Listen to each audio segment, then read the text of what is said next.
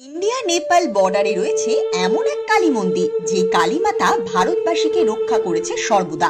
এই মন্দিরে রয়েছে পৃথিবীর বিরল শিবলিঙ্গ, যেটা আর কোথাও দেখতে পাবেন না।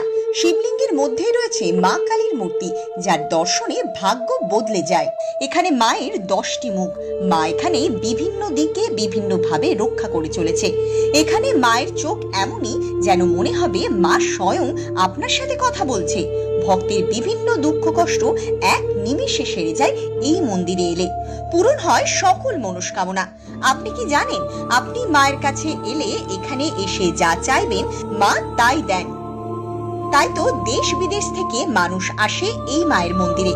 এখানে সন্ধ্যা আরতি হয় মায়ের দেখার মতো। জাগ্রত এই মন্দির রয়েছে ভারত নেপাল বর্ডার রক্সাল স্টেশনের সামনে। ভিডিওটি ভালো লাগলে শেয়ার করুন আর চ্যানেলটি সাবস্ক্রাইব করুন।